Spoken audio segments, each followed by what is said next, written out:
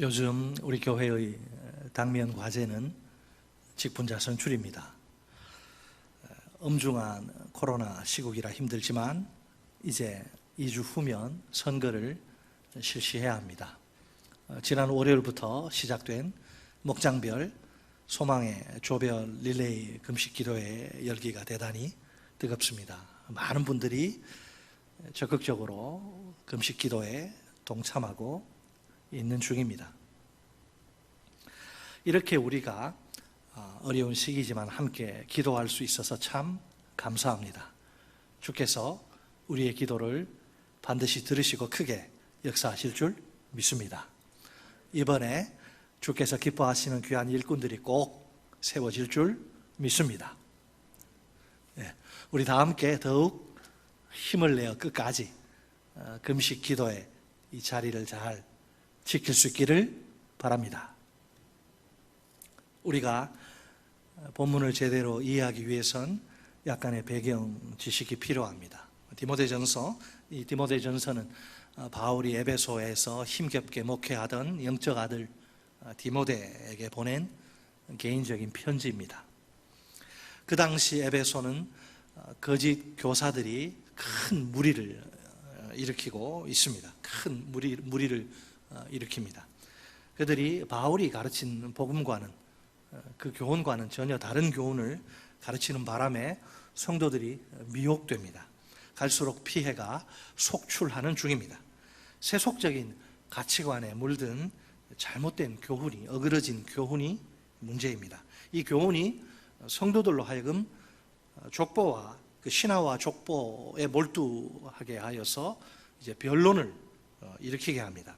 다른 교훈에 사로잡힌 사람들은 헛된 말에 빠져 스스로 율법 선생이 되려고 합니다. 하지만 자기가 하는 말이나 가르치는 것을 자기 자신도 깨닫지를 못해요. 그래서 바울은 디모데에게 이 바른 교훈을 가르치는 것이 얼마나 중요한가, 바른 교훈에 대한 가르침을 강조합니다. 이 바른 교훈의 핵심이 뭐냐? 1장 11절에 나오는 하나님의 영광의 복음이에요. 영광의 복음을 바르게 선포하고 가르치라는 거예요. 자, 오늘 본문에서 바울은 어떻게 편지를 전개해 나가느냐? 영광의 복음, 자기가 경험한 그 영광의 복음에 대한 개인적 경험담을, 체험담을 진술합니다. 이것은 영광의 복음이 바울 그 개인 속에서 일으킨 위대한 역사입니다. 여기에 바울을 바울 되게 한 영광의 복음의 능력이 있습니다. 물론 단지 바울 개인에게만 해당되는 이야기가 아닙니다. 바울은 하나의 이그젬플, 하나의 본보기일 뿐입니다. 이 복음 안에는 한 영혼을 완전히 뒤집어 버리는, 완전히 변화시키는 하늘의 능력이 담겨 있습니다. 우리 역시 바울처럼 이 영광의 복음으로 구원받습니다. 우리도 바울과 마찬가지로 이 영광의 복음 때문에 몸된 교회의 일꾼이 됩니다. 과연 교회의 일꾼은 누구입니까? 오늘 설교 제목과 같이 영광의 복음을 경험하고 누리는 자입니다. 그의 과거와 현재를 꿰뚫는 단어가 영광의 복음입니다. 오직 영광의 복음으로만 설명할 수 있는 사람이 주님의 일꾼인 셈이지요. 먼저 영광의 복음을 경험한 그 바울이 자신의 감정을 어떻게 표현하는지 보세요. 헬라어 성경을 보면 본문 12절, 우리 성경은 나를 이렇게 되어 있는데 감사란 단어가 제일 처음으로 나옵니다. 문장 구조 자체가 이렇게 감사를 강조하는 겁니다. 이 감사는 감격을 뜻합니다. 바울이 감격에 붙들려서 사로잡혀 감사하는 것이지요. 그 이유가 무엇입니까?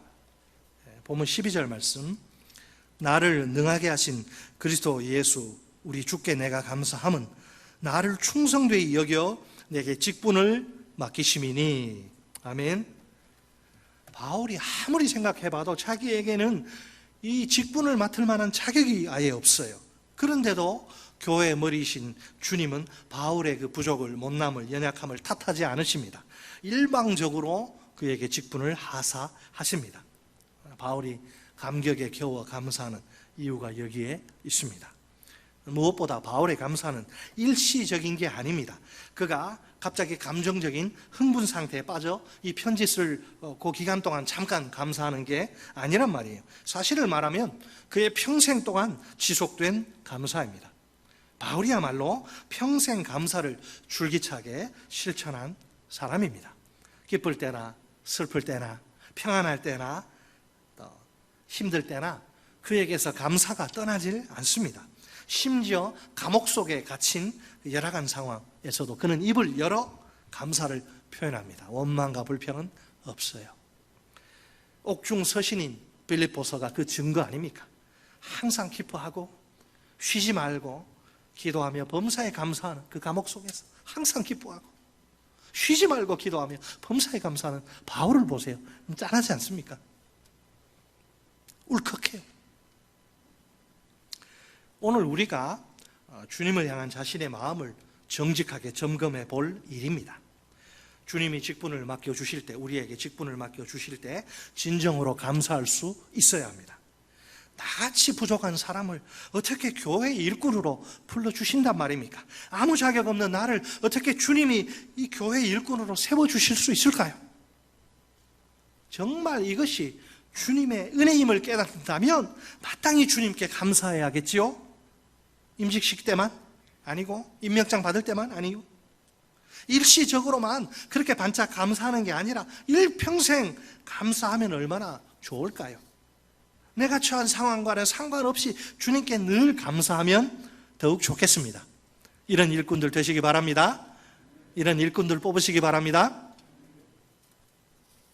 분명 바울이 생각할 때 자신에게는 충성됨이 없습니다. 이런 바울의 생각과는 달리 하나님은 아니야, 그래도 괜찮아, 그를 충성되다고 여겨주십니다. 이것이 바로 바울이 경험한 은혜의 본질이에요. 여러분, 은혜가 뭐예요? 나는 아무 자격이 없는데, 나는 도저히 감당할 만한 그릇이 못 되는데 하나님이 너 이거 맡아. 그게 은혜 아닙니까? 나는 뭐 어떻게 나 정도면 뭐 A급 목사지 뭐 이러면서 뭐 대단한 줄, 그건 은혜가 아니죠. 과거의 바울을 현재의 바울 되게 한 것은 전적인 하나님의 은혜인 셈입니다. 계속해서 바울은 감사의 이유를 이렇게 자세히 좀 더 밝힙니다. 왜 그가 감격에 빠져서 감사할 수밖에 없는가? 막 쿵쾅거리는 심장 붙들고 그가 막 어쩔 줄 몰라, 너무 감사해서 어쩔 줄 모르는데 그 이유를 자세히 밝혀요. 그는 디모데에게 바울 자기가 과거에 어떤 존재였는지를 상기시킵니다. 그리고 그가 어떻게 긍휼을 얻게 되었는지를 기억하게 만듭니다. 또한 왜 하나님이 그에게 긍휼을 베푸셨는지를 언급합니다. 우선 바울은 자기가 과거에 어떤 존재였는지를 묘사하려고 세 단어를 사용합니다. 본문 13절 상반절 말씀입니다. 내가 전에는, 예수 만나기 전에는 비방자요, 박해자요, 폭행자였으나, 비방은 예수 그리스도를 악하게 말한 것을 가리킵니다. 그리스도를 믿는 제자들에게 그분의 이름을 모독하도록 힘으로 막 찍어 누르고 강요한 것까지 포함됩니다. 박해자, 이 박해자란 말 나오는데, 박해자로서의 바울의 모습은 갈라디아서 1장 13절에 구체적으로 이렇게 등장합니다. 내가 이전에 유대교에 있을 때에 행한 일을 너희가 들었거니와 하나님의 교회를 심히 박해하여 멸하고, 교회 문 닫게 하는데 앞장섰다. 교회 간판 떼고 문 닫게 하는데. 또 폭행은 거만함과 불손함이 합쳐진 단어입니다. 다른 사람들을 모욕하고 창피를 주는 일에서 만족을 얻으려는 행동입니다. 자, 보세요. 바울이 자기를 뭐라고 지금 소개합니까? 전에 비방자요, 박해자요, 폭행자라고 이렇게 자기를 고백하면서 소개하지 않습니까? 뭔 말이에요? 하나님의 긍휼을 받을 만한 자격이 전혀 없는, 하나님께 아무짝에 쓸모없는 인간이라는 그런 말이죠. 아니, 이렇게 수치스러운 과거의 그 소유자인 바울이 어떻게 긍휼을 얻게 된 것일까요? 도무지 이해할 수 없어요. 자, 주님을 만나기 전에 바울은 자기 말대로 악의로 가득 차 있고 굉장히 공격적인 사나운 사람이에요. 인간적인 눈으로 그는 하나님이 그 어떤 소망도 두시기 어려운 자입니다.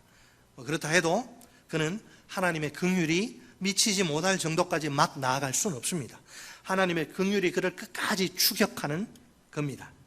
바울은 두 번 반복적으로 동일한 동사를 사용해서 하나님의 긍휼이 얼마나 놀라운지를 강조합니다. 한 번은 본문 13절 하반절에 내가 긍휼을 입은 것은 이란 표현입니다. 또 한 번은 본문 16절 상반절에 내가 긍휼을 입은 까닭은 이란 부분입니다. 그러니까 하나님의 긍휼이 이 바울을 바울 되게 만든 것입니다. 이처럼 하나님은 바울의 조건이나 상황과는 아무 상관없이 긍휼을 베푸십니다.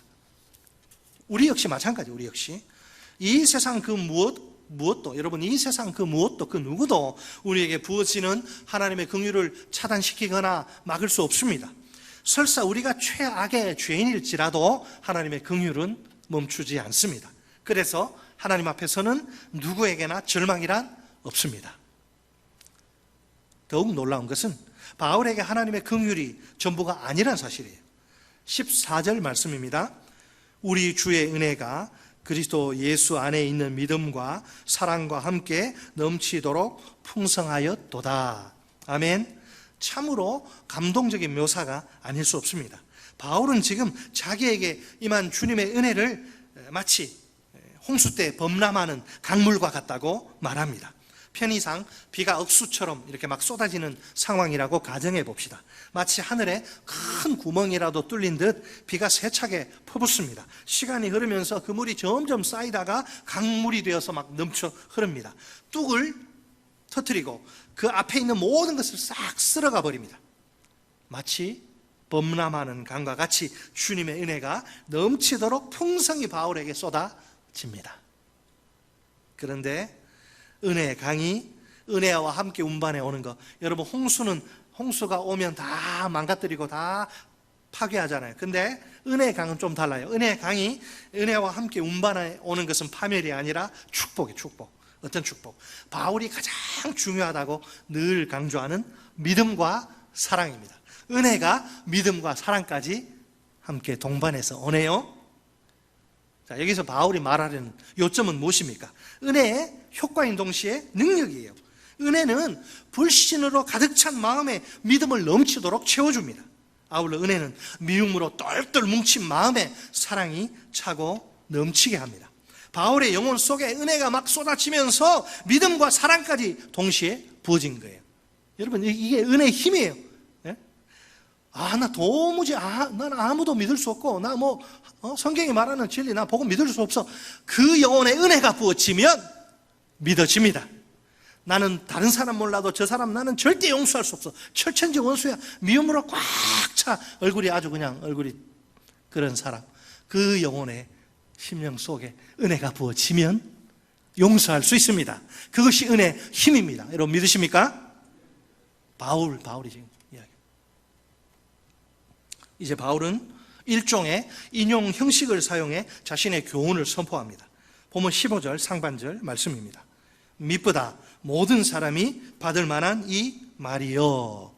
자, 이 미쁘다란 단어 영어 성경이 신실하다, 충성되다, 믿음직하다 했는데 믿음직한으로 보지요.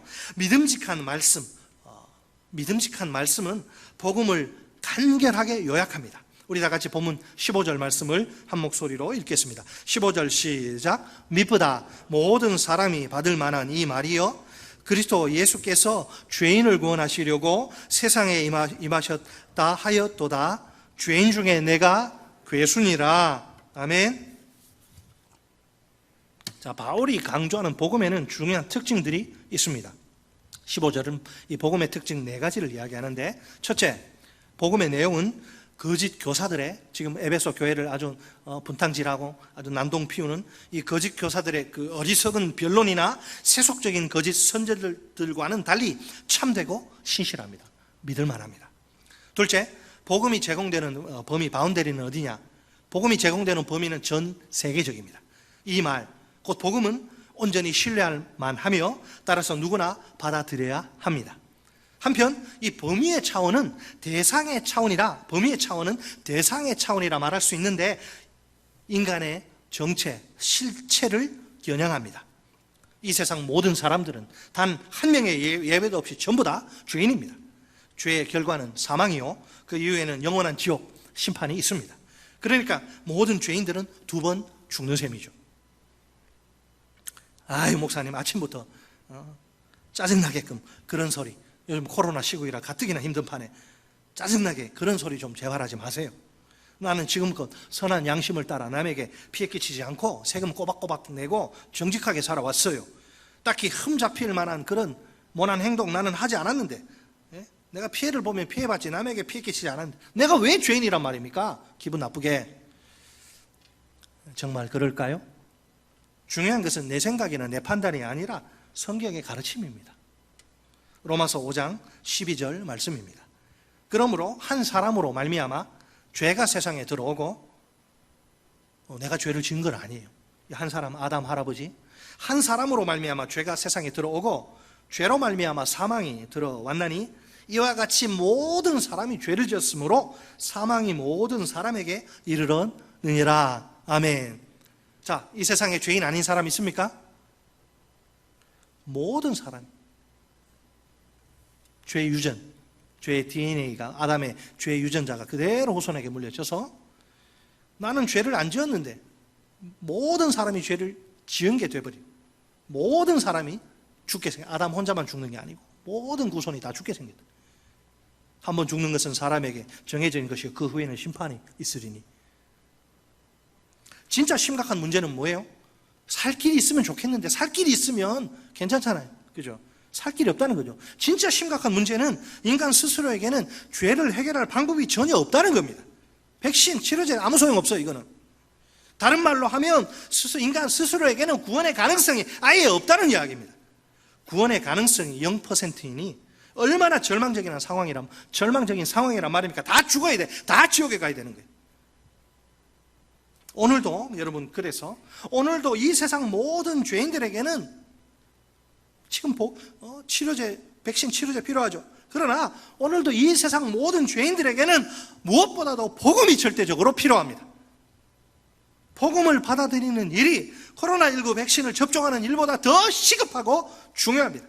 죄인들은 누구든지 죽기 전에 하루속히 복음을 들어야 합니다. 뿐만 아니라 복음이 분명히 선포하는 예수님을 구주와 주님으로 영접해야 합니다.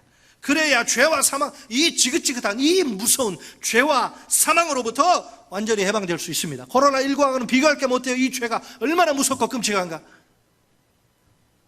예수를 영접해야, 예수를 내가 언제 죽을지 모르는데 죽기 전에 예수를 영접해야 이 무서운 죄와 사망으로부터 완전히 해방될 수 있습니다. 안타깝지만 이 세상 그 어디에도 구원은 없어요. 그 어떤 위대한 인물도 다 우리처럼 죄 앞에서 철저히 무기력한 죄인이 아닙니까? 다 똑같아요. 한 죄인이 다른 죄인에게 구원을 제공한다? 말도 안 되는 소리.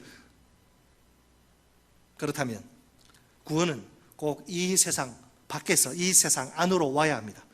유식한 말로는 초월해서 내재로 와야 되는 거예요. 죄가 하나도 없어 완전히 깨끗한 자, 곧 의인에게서 죄인에게로 구원이 와야 되는 거예요. 이 모든 조건을 완벽히 충족시키는 존재, 온 우주에 딱 한 분 계십니다.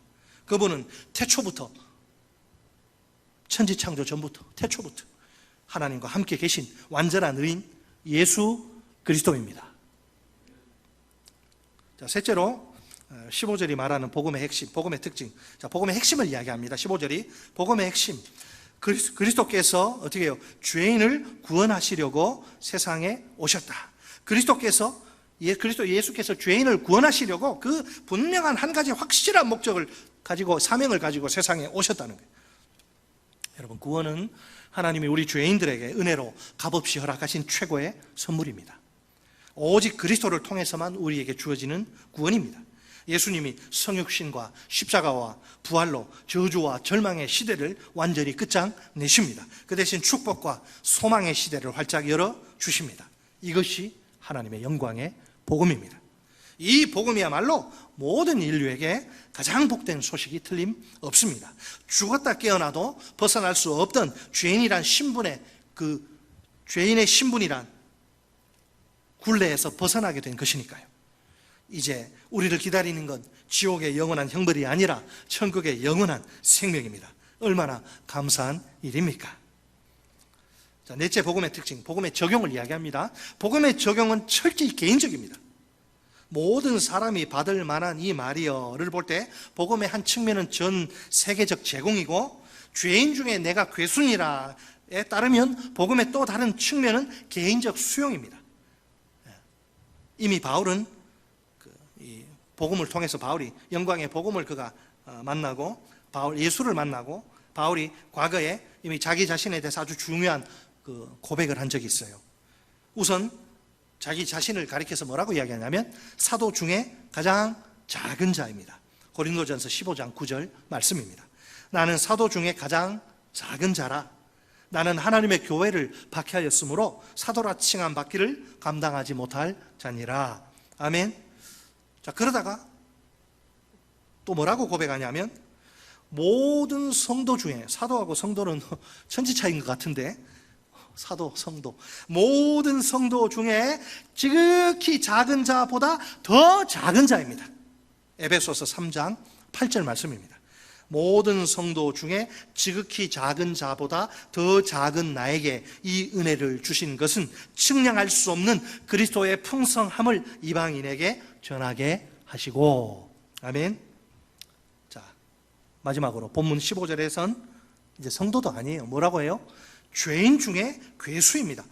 점점 자신을 낮추는 겸손한 모습이 보입니다. 사도에서 성도로, 성도에서 그냥 죄인도 아니고 죄인 중에 괴수로 아래로 내려가요. 더 이상 내려갈 데가 없습니다. 바닥을 친 거예요. 가장 밑바닥까지 내려간 거예요. 마치 익으면 익을수록 고개를 아래로 더 숙이는 들판의 벼와 같아요. 복음 안에서 하나님의 은혜를 진정으로 깨달아 걸어가신 하나님 앞에 더 가까이 나가면 나갈수록 내가 얼마나 더러운 죄인인가 깨달으니까 감히 하나님 앞에 얼굴조차 들 수 없는, 겸손해진 거예요. 여러분, 은혜를 깨달으면 겸손해집니다. 은혜를 깨달으면 자기가 누구인지 정확히 보게 됩니다. 여기 괴수란 단어가 나오는데, 이 괴수란 단어는 다양한 번역이 가능해요. 영어 성경 번역이 다 달라요. 으뜸 가는 자, 우두머리, 가장 큰 자, 가장 나쁜 자, 이렇게 번역이 가능해요. 자, 이것이 바로 한번 따라서 할까요? 사도 중에 가장 작은 자, 모든 성도 중에 지극히 작은 자보다 더 작은 자, 죄인 중에 괴수. 이것이 바로 영광의 복음에 대한 바울의 개인적 반응이라. 영광의 복음을 깨닫고 보니, 그리스도의 십자가의 죽음의 그 하나님의 사랑을 깨닫고 보니 이렇게 되더래요. 개인적인 반응. 한마디로 이건 뭐냐? 죄인됨에 대한 철저하고도 처절한 자각. 내가 조금 죄인인 것 같아. 이게 아니에요. 나는 완전히 가장 밑바닥에 있는 가장 큰 죄인이구나. 거룩하신 하나님이 얼마나 거룩하세요. 거룩하신 하나님을 깊이 알면 알수록 이렇게 되는 거예요. 처음에는 내가 조금 죄인이네. 아니, 좀 많이 죄인이네. 와, 나는 정말 소망 없는 죄인이네. 죄인됨에 대해서 철저하게 처절하게 깨닫는 거예요. 영광의 복음 앞에 서면. 이게 바울만 이런 게 아닙니다. 비슷한 반응을 베드로의 고백 속에서 발견합니다. 누가복음 5장 8절 말씀입니다. 주님의 그 은혜를 깨닫고 기적을 체험하죠. 시몬 베드로가 이를 보고 예수의 무릎 아래 엎드려, 그 전에는 빳빳이 이렇게 고개 쳐들고 있다가 그리스도의 은혜를 깨닫고 예수의 무릎 앞에 엎드려 이르되 주여 나를 떠나소서 나는 죄인으로소이다 하니, 주여 나를 떠나소서 나는 죄인으로소이다. 또 저 멀리 올라가면 구약시대 예언자 이사야의 절망도 있습니다. 하나님을 진정으로 만나고 이렇게 고백하죠. 이사야 6장 5절 말씀입니다. 그때 내가 말하되 화로다 나여 망하게 되었도다. 나는 입술이 부정한 사람이요 나는 입술이 부정한 백성 중에 거주하면서 만군의 여호와이신 왕을 배웠음이로다 하였더라. 아멘. 사실 죄인 중에 괴수란 탄식 속에는 은혜로운 역설이 담겨 있습니다. 바울 자신은 그 어느 누구보다도 예수님이 절대적으로 필요한, 예수가 아니면 나는 죽는다, 나는 망한다, 예수님이 절대적으로 필요한 사람이란 뜻이에요. 그리고 그 누구보다 더 하나님의 사랑에 감사하는 자라는 의미예요, 이게. 좀 더 구체적으로는 두 가지 의미가 있습니다. 첫째, 하나님이 죄인을 찾으실 때 가장 먼저 가장 첫 자리에서 자기를 발견하실 것이란 뜻입니다. 그렇게 죄인이란 말이에요, 자기가. 이런 이해를 기초로 영어 성경 ESV는 괴수를 맨 앞에서 뛰는 선두주자, 무리들을 이끌고 맨 앞에서 뛰는 선두주자라고 번역을 해요. 말하자면 바울이 이렇게 고백한다는 겁니다. 나는 죄를 짓는 일에 그 누구보다도 빠르고 예민합니다. 그래서 조그만 유혹에도 쉽게 자빠지는 자입니다. 둘째, 모든 죄인들 중에서 자기가 최고 악질 저질 죄인이란 의미입니다. 영광의 복음, 바울이 뭔 죄를 그렇게 졌어요? 바울이 영광의 복음의 그 강렬한 빛이 바울의 영혼 전체를 그냥 꿰뚫어버린 결과예요. 자신의 뿌리 깊은 죄악의 본성을 정확하고도 확실하게 본 것이죠. 예수님이 이 땅에 오셔서 구원하시는 그 죄인들이 많지 않습니까? 그 수많은 죄인들 중에서 자기가 가장 나쁜 악질 죄인이란 말이에요. 도저히 자기는 용서받기 어려운 죄인이란 말입니다. 어느 날 바울은 영광의 복음에, 예전에는 자기가 괜찮은 사람인 줄 알았어요. 어느 날 바울은 영광의 복음에 압도당하고 맙니다. 정확하게는 다메섹으로 가는 길에서 부활하신 예수님을 직접 인격적으로 만난 겁니다. 그때 자신의 죄에 대해 너무나 생생히 깨닫게 됩니다. 자기보다 더 악한 자는 이 세상에 있을 수 없다, 이렇게 느낄 정도입니다. 솔직히 말해 이것은 여러분 단지 바울만의 고백이 아닙니다. 영광의 복음에 의해서 양심이 일깨워지고 자신의 죄에 정직하게 철저하게 직면한 모든 죄인들의 공통된 고백입니다. 교회를 섬기는 일꾼이라면 누구에게나 반드시 이 고백이 필요합니다. 교회의 일꾼은 영광의 복음을 경험하고 누리는 자입니다. 이 시간 우리가 스스로를 한번 점검해 봅시다. 두 사람을 예가 있는데 두 사람 가운데 나는 지금 어느 편에 서 있습니까? 먼저 첫 번째 사람, 예수님의 비유 속에 등장하는 한 바리새인입니다. 자기는 상당히 괜찮은 사람이라고 생각하는 중입니다. 물론 그에게는 그렇게 판단할 만한 나름대로의 타당한 이유가 있습니다. 아주 인간 조건이 좋아요. 누가복음 18장 11절로 12절 말씀입니다.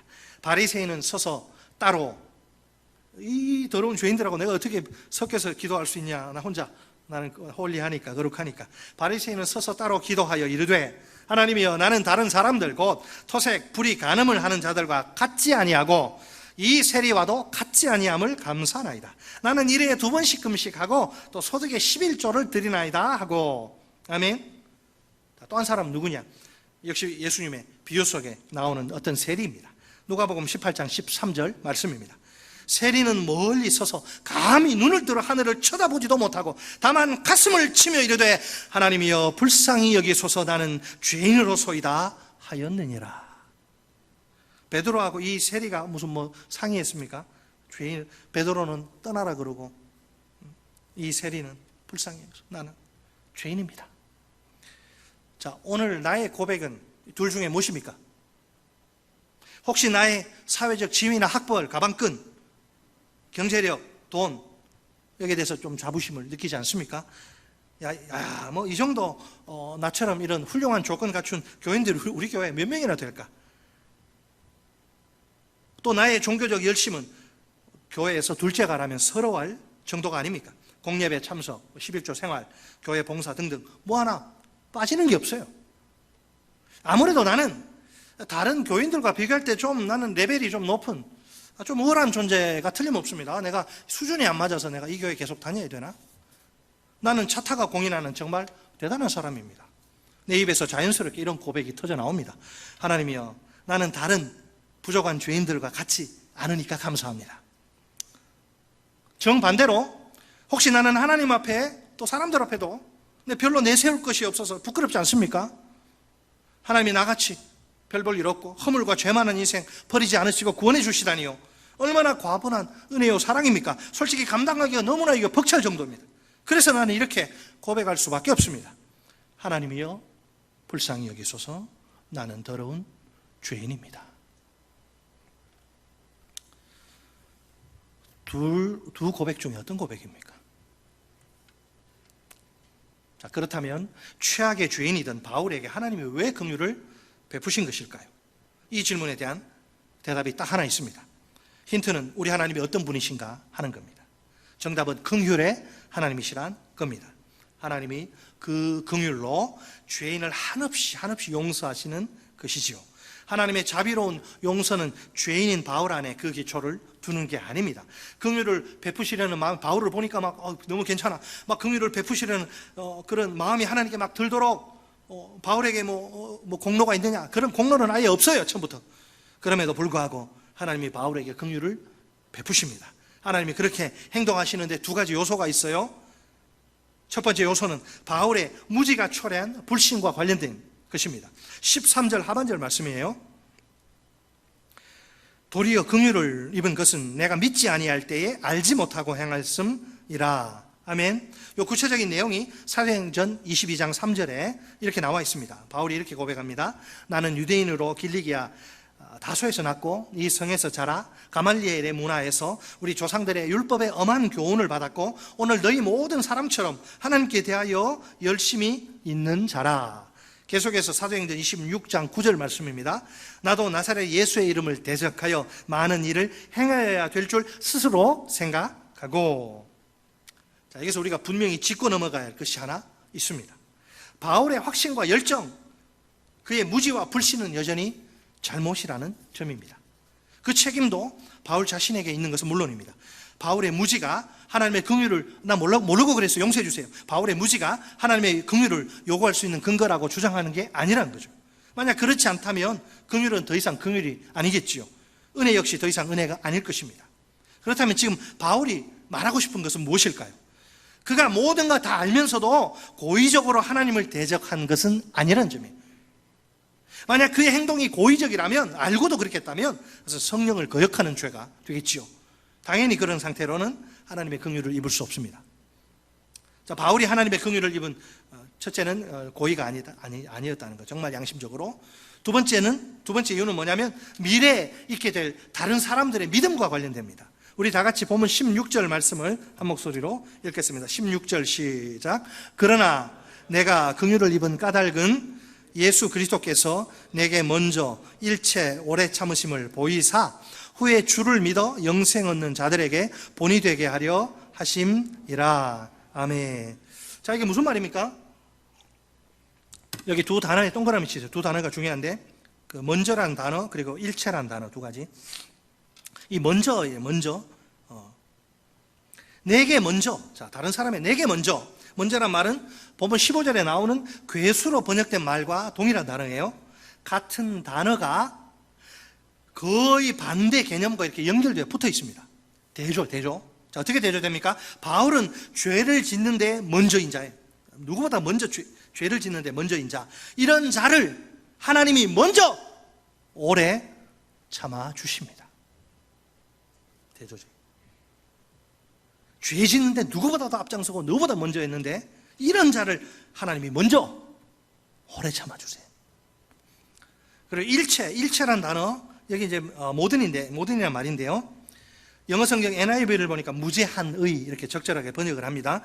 우리 죄인들을 향한 하나님의 오래 참으심은 제한이 없는 무제한적인 은혜란 말이에요. 무제한적인. 우리 핸드폰도 무제한이면 막 그냥 쓰잖아요. 그죠? 와이파이 별 신경 안 쓰잖아요. 무제한의 은혜라. 하나님이 먼저 일체 오래 참으심으로 구원의 기초를 딱 세우신 거예요. 물론 하나님의 백성을 위한 구원의 기초입니다. 그렇다고 해서 하나님의 오래 참으심을 무작정 기다리심이라고 볼 수 없습니다. 오히려 분명한 목적이 있는 기다리심이라고 할 수 있어요.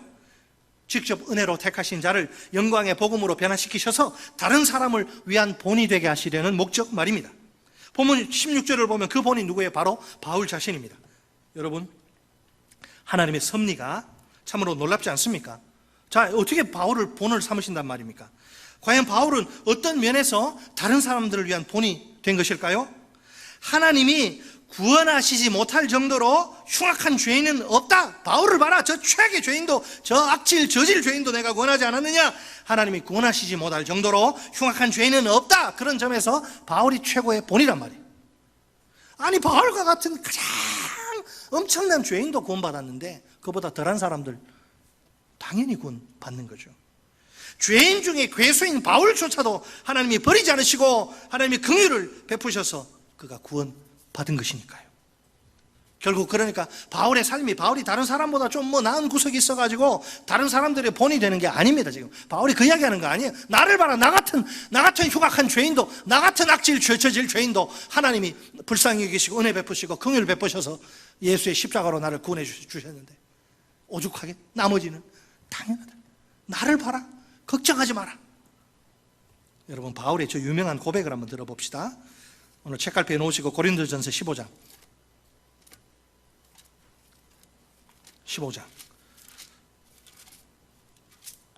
10절 282쪽입니다.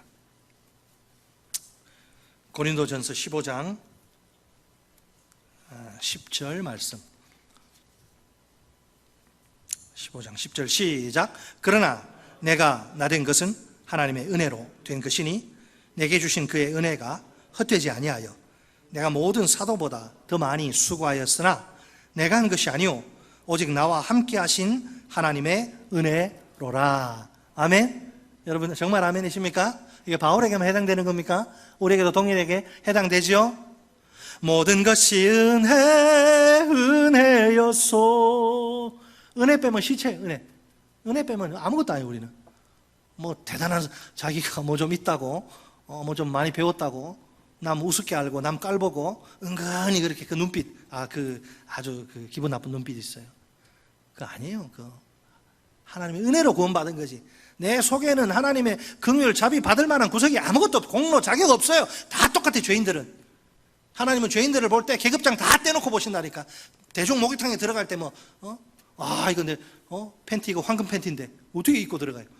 새신사 아니잖아요. 다 새신사 빼고는 다 알몸으로 보신다니까. 아무것도 없어요. 아무것도. 우리를 포장하는 포장재로 내용 알맹이만 보고 똑같이 보신다니까. 할렐루야. 기분 나쁘십니까? 나 좀 많이 배웠는데 아니야, 다 주님 앞에 아무것도 아니다. 오늘 우리는 바울이 우리를 향해서 강력하게 외치는 음성의 귀를 기울여야 합니다. 무려 2000년의 세월을 뛰어넘어서 우리에게 다가오는 음성입니다. 사랑하는 형제자매 여러분, 어떤 경우에라도 절대로 절망하지 마십시오. 그리스도가 심지어 죄인 중에 괴수인 나 같은 사람에게조차 긍휼을 베푸시지 않습니까?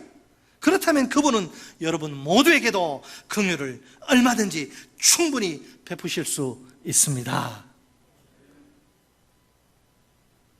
어떤 분 전도하라 그러니까 저분은 세상이 포기해. 너무너무 저분은 술 담배에다가 도박에다가 세컨드에다가 너무너무 안 돼. 안 통하는 거예요. 여러분, 구원받지 못할, 하나님의 긍휼을 입지 못할 정도로 흉악한 죄인은 없습니다. 용서받지 못하는 죄인 단 한 주, 성령 회방죄. 하나님이 역사하시는 성령을 회방하면 그 사람은 빼고. 여러분, 복음을 위한 바울의 그 일평생의 헌신을 보세요. 바울이 1, 2, 3차 전도여행, 그죠? 산 넘고 물 건너서 여러 번 죽을 뻔하잖아요. 바울이 세운 그 많은 교회들과 또 그가 전도한 수많은 사람들이 일평생의 헌신의 열매요, 결과요, 증거 아닙니까? 우리 주님 앞에 갔을 때 뭘 남기실 거예요? 우리가 이 헌신을 어떻게 설명할 수 있을까요? 바울이 우리와는 좀 차원이 다른 그런 초인, 슈퍼맨이라서 그런 헌신을 한 겁니까? 아주 동해 번쩍 서해 번쩍 그렇습니다. 우리 바울 천만에요. 초인 아니에요. 슈퍼맨 아니에요. 결코 그렇지 않습니다. 우리는 바울이 인간적으로 얼마나 연약한 사람인지 잘 압니다. 그렇다면 바울 되게 한 것은 따로 있어요. 그렇죠? 좀 전에 은혜라고 했는데 똑같은 말입니다. 평생 동안 그를 지배하고 붙든 영광의 복음의 능력입니다. 복음의 능력 안에서 우리가 무엇을 봅니까? 그리스도의 풍성한 은혜를 봅니다. 하나님의 넘치는 긍휼도 봅니다. 하나님의 무제한적인 한계가 없는 오래 참으심 인내도 봅니다. 그 놀라운 은혜로 바울을 바울 되게 하신 우리 하나님은 위대하십니다. 할렐루야! 이제 우리 교회의 일꾼들을 뽑는 선거가 얼마 남지 않았습니다. 이번에 장로 5인, 안수집사 7인, 권사 10인이 필요합니다. 선거 당일에는 모두, 지금은 10%지만 모두 교회로 나오십시오. 우리 특별히 세례교인들 투표권이 있어요. 신성한 투표권을 꼭 행사하십시오. 아니 목사님 방역 위반 아닙니까? 1부부터 5부까지 그 나라 특별한 스페셜 데이이기 때문에 1부부터 5부까지 예배가 있으니까 한 번만 참석하시면 됩니다. 9시 예배, 11시 예배, 1시 예배, 3시 예배, 5시 예배 한 번 나오셔서 예배하시고 투표권을 행사하시면 됩니다. 자, 이해되시죠? 네. 자, 과연 어떤 분들이 우리 교회 일꾼들로 세워져야 할까요? 저는 가장 본질적인 걸 이야기한 거예요. 오늘 본문은 우리에게 영광의 복음을 확 경험하고 누리는 분들이라고 소리칩니다. 첫째로 주님을 향한 감사가 살아있어야 합니다. 따라서 하십니다. 주님을 향한 감사가 살아있어야 한다. 주님이 맡겨주시는 직분이라면 무엇이든지 주님이 맡겨주시는 직분에 진심으로 평생 동안 임직식 때만이 아니고 임명장 받을 때만이 아니고 평생 동안 감사할 줄 알아야 합니다. 둘째로 자기가 과거에 어떤 존재였고 어떻게 하나님의 긍휼을 입게 되었는지 정확히 말할 수 있어야 합니다. 따라서 하십니다. 자기가 과거에 어떤 존재였고 어떻게 하나님의 긍휼을 입게 되었는지 정확히 말할 수 있어야 한다. 풀어서 이야기하면 이런 거죠. 도저히 그럴 만한 자격이나 가치가 없는 내게 하나님이 긍휼을 베푸셨다. 과거의 내가 오늘의 나로 변화된 것은 오직 전적인 하나님의 은혜 때문이다. 셋째로 영광의 복음에 대한 개인적 반응이 분명해야 합니다. 따라서 하십니다. 영광의 복음에 대한 개인적 반응이 분명해야 한다. 바울이 우리에게 뭘 이야기합니까? 자신의 죄인됨에 대한 철저하고도 처절한 자각이 확실해야 합니다. 자기가 하나님 앞에서 얼마나 절망적인 죄인인지를 고백할 수 있어야 합니다. 하나님이 그 크신 긍휼로 이렇게 소망 없는 나를 구원하셨구나. 이런 흉악한 죄인인 나를 구원하시기 위해 그리스도께서 이 세상에 오셨구나. 나라는 존재는 그리스도의 풍성한 은혜와 하나님의 넘치는 긍휼과 하나님의 한계가 없는 인내의 합작품이구나. 아멘. 마지막으로 하십니다. 나란 존재는 그리스도의 풍성한 은혜와 하나님의 넘치는 긍휼과 하나님의 한계가 없는 인내의 합작품이구나.